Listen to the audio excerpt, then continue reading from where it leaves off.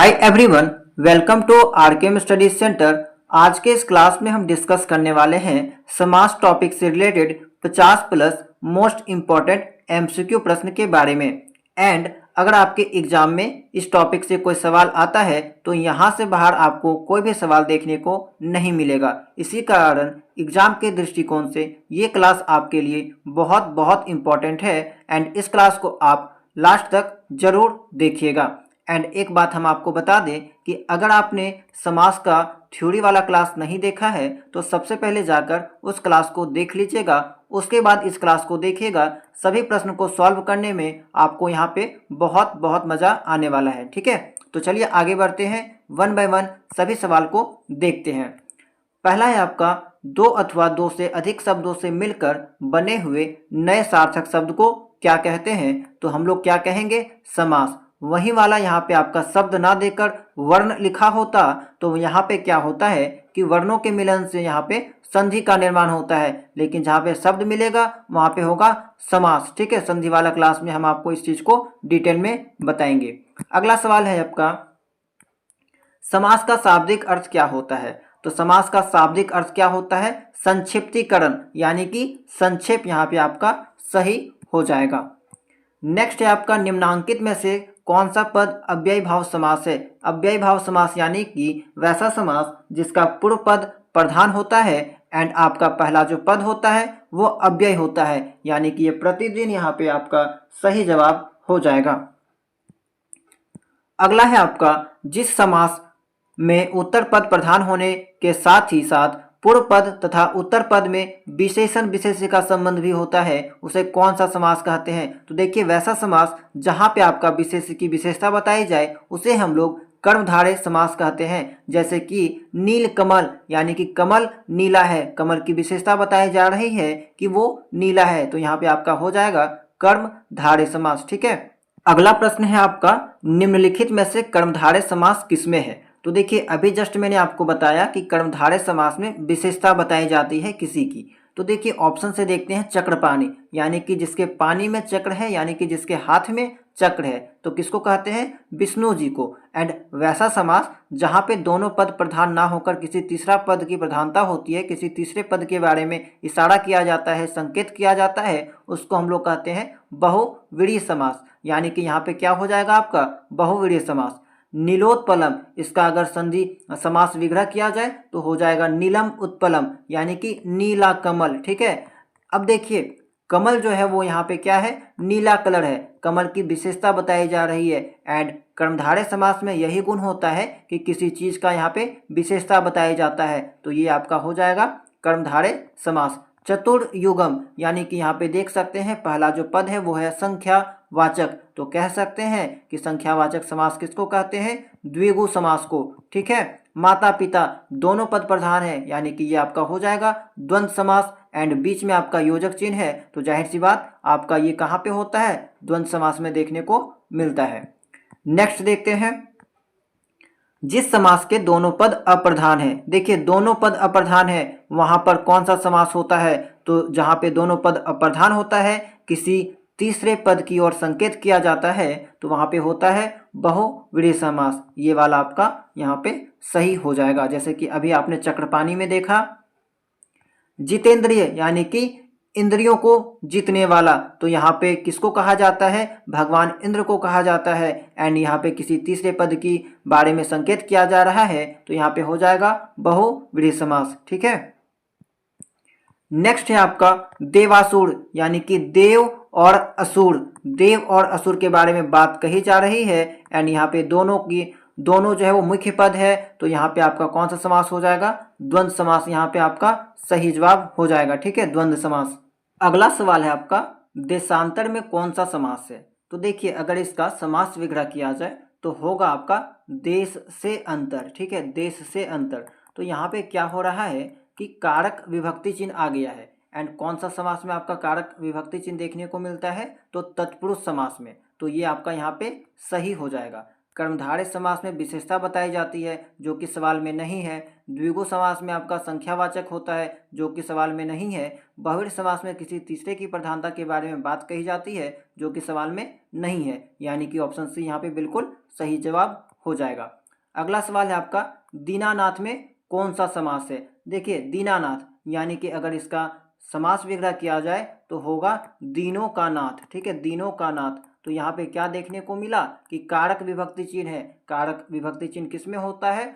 तो तत्पुरुष समास में। लेकिन ऑप्शन में तो आपका तत्पुरुष समास नहीं है। लेकिन एक चीज ध्यान दीजिएगा, ये जो कर्मधारय समास है वो आपका तत्पुरुष के अंदर ही देखने को मिलता है। भले यहाँ पे विशेषता बताई जाती है लेकिन ये मिलता है आपका तत्पुरुष समास के अंदर ही। लेकिन इस ऑप्शन के अकॉर्डिंग, इस सवाल के अकॉर्डिंग आपका जवाब जो है ये वाला सही हो जाएगा। अगर इस तरह के सवाल में आपका तत्पुरुष समास देखने को नहीं मिलेगा ऑप्शन में तो आप वहाँ पे कर्मधारय समास टिक कीजिएगा। बहुव्रीहि समास के बारे में आपको मालूम होगा, किसी तीसरे की प्रधानता के बारे में बात कही जाती है। द्विगु समास में संख्यावाचक, द्वंद्व में दोनों पद प्रधान, योजक चिन्ह से जुड़ा हुआ होता है। ठीक है, चलिए आगे बढ़ते हैं। अगला है मुख दर्शन में कौन सा समास है? मुख दर्शन यानी कि मुख का दर्शन। तो यहाँ पे क्या देखने को मिला? कारक चिन्ह का। तो ये आपका क्या हो जाएगा? तत्पुरुष समास यहाँ पे बिल्कुल सही हो जाएगा। अगला है कौन सा शब्द बहुव्रीहि समास का सही उदाहरण है? बहुव्रीहि समास यानी कि दोनों पद अप्रधान होता है एंड किसी तीसरे की प्रधानता यहाँ पे दिखाई जाती है। तो यहाँ पे हो जाएगा आपका पंचानन, यानी कि 5 आनन है जिसके, 5 मुख है जिसके, यानी कि शंकर जी के बारे में यहाँ पे बात कही जा रही है। ऑप्शन सी यहाँ पे बिल्कुल सही हो जाएगा। त्रिभुवन, त्रि है यानी कि ये आपका द्विगु समास हो जाएगा। ठीक है। निशाचर यानी कि निशा में चरने वाला, निशा में विचरण करने वाला, रात में विचरण करने वाला, तो राक्षस को कहा जाता है। एंड ये आपका बहुव्रीहि समास हो जाएगा किसी, क्योंकि यहाँ पे क्या हो रहा है कि किसी तीसरे की प्रधानता दिखाई जा रही है। तो ये आपका यहाँ पे सही हो जाएगा। चौराहा यानी कि संख्यावाचक आ गया, तो संख्यावाचक आ गया कहने का मतलब द्विगु समास यहाँ पे हो गया। 10 मुख में कौन सा समास है जिसका मुख 10 है, यानी कि 10 मुखों वाला, 10 मुख। तो यहाँ पे हो जाएगा किसी तीसरे की प्रधानता दिखाई जा रही है, यानी कि 10 मुख किसको कहा जाता है? रावण को। तो यहाँ पे हो जाएगा बहुव्रीहि समास। ठीक है। नेक्स्ट है सुपुरुष में कौन सा समास है? तो देखिए सुपुरुष, तो सुपुरुष कहने का मतलब सुंदर पुरुष। तो पुरुष की विशेषता बताई जा रही है कि जो पुरुष है वो है सुंदर। तो विशेषता कहाँ पे बताई जाती है? कर्मधारय समास में। इसी कारण यहाँ पे ऑप्शन सी बिल्कुल सही हो जाएगा। अगला सवाल है विशेषण और विशेष्य के योग से कौन सा समास बनता है? तो विशेषण और विशेष्य कहाँ पे आपको देखने को मिलेगा? कर्मधारय समास में, क्योंकि यहीं पे आपका विशेषता बताया जाता है। ठीक है। निम्नलिखित में से एक शब्द में द्विगु समास है, उस शब्द का चयन कीजिए। तो किसमें आपको द्विगु समास देखने को मिल रहा है? तो सप्ताह में, क्योंकि यहाँ पे संख्यावाचक है एंड पूर्व पद संख्यावाचक होता है तो वहाँ पे आपका द्विगु समास देखने को मिलता है। किस समास के दोनों शब्दों के समानाधिकरण होने पर कर्मधारय समास होता है? तो देखिए कर्मधारय समास किसके अंदर देखने को मिलता है? तत्पुरुष समास के अंतर्गत। ठीक है, तो ये आपका यहाँ पे बिल्कुल करेक्ट हो जाएगा। द्विगु समास का उदाहरण कौन सा है? द्विगु समास यानी कि संख्यावाचक होना चाहिए। तो देखिए त्रिभुवन यहाँ पे बिल्कुल सही हो जाएगा। अब बहुत सारे स्टूडेंट सोचेंगे कि चतुरानन, यहाँ पे भी तो संख्यावाचक है, लेकिन चतुरानन में कहने का मतलब हो जाएगा चतुर आनन है जिसका, यानी कि ब्रह्मा जी के बारे में बात कही जाती है। एंड ये आपका बहुव्रीहि समास हो जाएगा। दिन रात ये आपका द्वंद्व समास हो जाएगा। ठीक है, तो यहाँ पे आपका जो सवाल है वो पूछा है द्विगु समास, तो संख्यावाचक त्रिभुवन बिल्कुल सही हो जाएगा। इनमें से द्वंद्व समास का उदाहरण, द्वंद्व समास यानी कि दोनों पद प्रधान होता है, योजक चिन्ह से जुड़ा होता है, रुपया पैसा आपका यहाँ पे बिल्कुल सही हो जाएगा। चौराहा क्या है? चौराहा ये आपका हो जाएगा द्विगु समास। पीताम्बर, जिसका अंबर पीला है, जिसका कपड़ा पीला है, यानी कि कृष्ण जी के बारे में बात कही जाती है। एंड यहाँ पे आपका हो जाएगा कौन सा समास? बहुव्रीहि समास। ठीक है। नेत्रहीन हो जाएगा आपका तत्पुरुष समास। देखिए अव्यय भाव समास का एक उदाहरण यथाशक्ति का सही विग्रह क्या होगा? तो अगर इसका सही विग्रह किया जाए तो हो जाएगा शक्ति के अनुसार, यथाशक्ति, शक्ति के अनुसार। ठीक है। नेक्स्ट है आपका पाप पुण्य। देखिए पाप पुण्य दोनों पद प्रधान है, बीच में योजक चिन्ह है, तो आपका हो जाएगा द्वंद्व समास। 23 का ऑप्शन नंबर यहाँ पे ए जो है बिल्कुल सही होगा। देश प्रेम, देश से प्रेम, यानी कि यहाँ पे आपको देखने को मिल रहा है कारक विभक्ति चिन्ह, यानी कि 24 का जो है ऑप्शन नंबर बी बिल्कुल सही हो जाएगा। परमेश्वर, परमेश्वर परम है जो ईश्वर में कौन सा समास है? तो 25 का यहाँ पे ऑप्शन जो है वो कर्मधारय समास हो जाएगा, क्योंकि ईश्वर की विशेषता बताई जा रही है कि वो यहाँ पे परम है, तो यहाँ पे विशेषता के बारे में बात कही जा रही है, कर्मधारय बिल्कुल यहाँ पे सही हो जाएगा। लंबोदर, जिसका उदर लंबा है, यानी कि गणेश जी के बारे में बात कही जाती है, किसी तीसरे पद की प्रधानता के बारे में बात कही जा रही है, तो ये आपका बहुव्रीहि समास यहाँ पे देखने को मिलेगा। नेक्स्ट है आपका समास के कितने भेद हैं, तो समास के 6 भेद हैं। मैंने आपको बताया प्राचीन ग्रामर में 4 भेद होता था, लेकिन अब जो है आपका 6 भेद है, ठीक है। अनायास में कौन सा समास है? अनायास यानी कि यहाँ पे आपका देखिए, मैंने जब आपको तत्पुरुष समास पढ़ाया था तो वहाँ पे लास्ट में नन समास के बारे में भी बात किया था, जिससे नकारात्मकता का बोध होता है, तो यहाँ पे क्या हो जाएगा, ये आपका नन्य समास हो जाएगा। अनायास यानी कि ना आयास, बिना प्रयत्न का, तो यहाँ पे नेगेटिविटी देखने को मिल रहा है, नन्य समास यहाँ पे बिल्कुल सही हो जाएगा, ठीक है। गौशाला में कौन सा समास है? तो गौशाला, गायों के लिए शाला, तत्पुरुष समास हो जाएगा। देखिए कर्मधारय में तो विशेषता बताई जाती है, द्विगु में संख्यावाचक, द्वंद्व में दोनों पद प्रधान, ये तीनों तो गुण यहाँ पे देखने को नहीं मिल रहा है, तो जाहिर सी बात है तत्पुरुष समास यहाँ पे हो जाएगा। नवग्रह, नवग्रह यानी कि 9 ग्रह के बारे में बात कही जा रही है, यानी कि संख्यावाचक, द्विगु यहाँ पे बिल्कुल सही हो जाएगा। विद्यार्थी में कौन सा समास है? विद्यार्थी यानी कि हो जाएगा यहाँ पे तत्पुरुष समास, ठीक है। विद्यार्थी तत्पुरुष समास यहाँ पे बिल्कुल सही हो जाएगा। विद्या का अर्थी, क्योंकि विद्या का अर्थी का विभक्ति चिन्ह है, कारक विभक्ति चिन्ह, तो ये आपका तत्पुरुष समास में देखने को मिलता है, ठीक है। कन्यादान यानी कि कन्या का दान, तो कन्या का दान का देखने को मिला, कारक विभक्ति चिन्ह, आपका हो जाएगा सीधा सीधी तत्पुरुष समास। अगला सवाल है आपका, सागपात में कौन सा समास है? देखिए सागपात, दोनों पद यहाँ पे प्रधान है, बीच में योजक चिन्ह है, तो आपका क्या हो जाएगा, द्वंद्व समास, ठीक है। कर्मधारय क्यों नहीं होगा? क्योंकि यहाँ पे विशेषता तो बताई नहीं जा रही है किसी की। द्विगु समास, संख्यावाचक के बारे में बात नहीं कही जा रही है, अव्यय भाव नहीं होगा क्योंकि अव्यय यहाँ पे है नहीं, ठीक है। तो ओवरऑल कहा जाए तो द्वंद्व यहाँ पे बिल्कुल सही हो जाएगा। देखिए यहाँ पे जो लिखा हुआ है इसके स्पेलिंग में मत जाइएगा, ये टेस्ट का जो है यहाँ पे डिपेंड करता है, इसका फॉर्मेट के कारण यहाँ पे जो है वो इस चीज़ को ऐसा लिखा गया है, बाकी ये इसको आप द्वंद्व ही समझिएगा, ठीक है। अगला है नीलकमल में कौन सा समास है? यानी कि कमल जो है वो नीला है, कमल की विशेषता बताई जा रही है, तो विशेषता कहाँ पे बताई जाती है? कर्मधारय समास, ठीक है। चतुर्भुज में कौन सा समास है? जिसकी 4 भुजाएं हैं, तो जिसकी 4 भुजाएं हैं चतुर्भुज, यानी कि बहुव्रीहि समास के बारे में बात कही जा रही है। चतुर्भुज किन्हें कहा जाता है? तो चतुर्भुज यहाँ पे किनको कहा जाएगा? विष्णु जी को, यानी कि बहुव्रीहि समास यहाँ पे आपका सही हो जाएगा। नेक्स्ट है भाई बहन में कौन सा समास है? तो भाई बहन में आपका कौन सा समास हो जाएगा? दोनों पद प्रधान है, बीच में योजक चिन्ह है, तो हो जाएगा द्वंद्व समास, ठीक है। चलिए आगे देखते हैं, वनवास में कौन सा समास है? वनवास, ठीक है, तो वनवास में आपका कौन सा समास हो जाएगा? तत्पुरुष समास, क्योंकि वनवास का अगर समास विग्रह किया जाए तो वन में रहने वाला व्यक्ति यानी कि वन में वास करने वाला व्यक्ति, तो यहाँ पे क्या हो जाएगा? तत्पुरुष समास, ठीक है। विशेषता के बारे में बात कही नहीं जा रही है, द्वंद्व दोनों पद प्रधान है नहीं, यहाँ पे बहुव्रीहि समास किसी तीसरे पद की प्रधानता यहाँ पे दिखाई जा नहीं रही है, तो ओवरऑल आपका तत्पुरुष समास सही हो जाएगा।